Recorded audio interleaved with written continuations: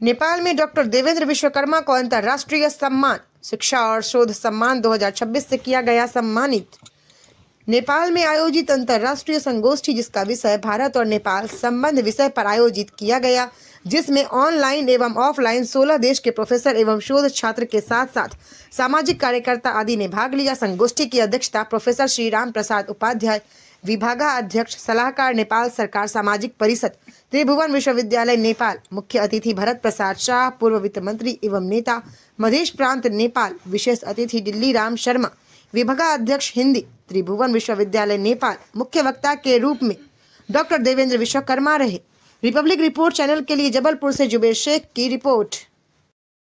और शिक्षा के माध्यम से ही व्यक्ति का विकास होता है, व्यक्ति से राष्ट्र निर्माण होता है, समाज का विकास होता है। वो जहाँ जहाँ शिक्षा होगी, जहाँ शिक्षा देने वाले होंगे, तो देश विकसित ही होगा, समाज सशक्त होगा। मुझे लगता है अगर हम किसी फिल्म स्टार को बुलाते हैं यहाँ पर तो लाखों की करोड़ों की भीड़ हो सकती थी, लेकिन हम सब चिंतन और मनन करने वाले हैं, समाज को, राष्ट्र को दिशा देने वाले हैं, तो शायद हो सकता है कि कुछ कमी हो सकती है। बहुत अच्छी हिंदी की बात हुई। और अगर हम भारत और नेपाल की बात करते हैं और हिंदी की बात करते तो हिंदी तो ही भारत और नेपाल को जोड़ती है। ये हिंदी है जो भारत और नेपाल को शक्ति प्रदान करती है। Once again I thanks to Nepal, I thanks to Kathmandu, I thanks to doctor साहब, और आप सबका मैं धन्यवाद देता हूँ।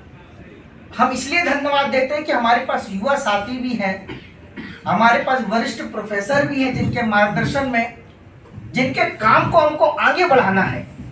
सर ने कितनी अच्छी बात की, उन्होंने नेपाल और भारत के रिलेशनशिप में काम किया है। उस काम को बढ़ाने का काम हमारा और आपका युवा साथियों का है। हमारा काम केवल एजुकेशन करके अपने जीवन को चलाना नहीं है, pay back to the society. Doctor Ambedkar को अगर आप पढ़ेंगे, वो डॉक्टर अंबेडकर चाहता तो विश्व के किसी यूनिवर्सिटी में बड़ा प्रोफेसर बन सकता था, एक अच्छा वकील बन सकता था, लेकिन उस व्यक्ति ने समाज कल्याण के लिए अपना जीवन लगा दिया। पे बैक टू सोसाइटी। हम क्या देना चाहते हैं समाज को? मित्रों, ये रिलेशनशिप हमारा और आपका नहीं है, ये तो भगवान पशुपतिनाथ बना के पहले ही चले गए। इसको हम और आप खत्म भी नहीं कर सकते, कोई भी राजनीतिक दल खत्म नहीं कर सकता। शिव पुराण से बड़ा कुछ है ही नहीं, रामायण से बड़ा कुछ है ही नहीं। ये हिंदी संस्कृति, हिंदू संस्कृति कौन खत्म कर पाएगा? मित्रों, भारत में अंग्रेज आए, मुगल आए, कांग्रेस ही आएगी, बीजेपी आएगी, कोई नहीं खत्म कर पाएगा। कि जो हमारी संस्कृति है, हमारा कल्चर है, हमारा अध्यात्म है, हमारी हिंदी है, हमारी परिवार व्यवस्था है, हमारे बुजुर्ग हैं, यही एक दूसरों को जोड़ने का काम करते, संस्कारों की शिक्षा देते हैं। ये हो सकता है ऑक्सफोर्ड जो बिजनेस की बात करता हो, to earn more and more money.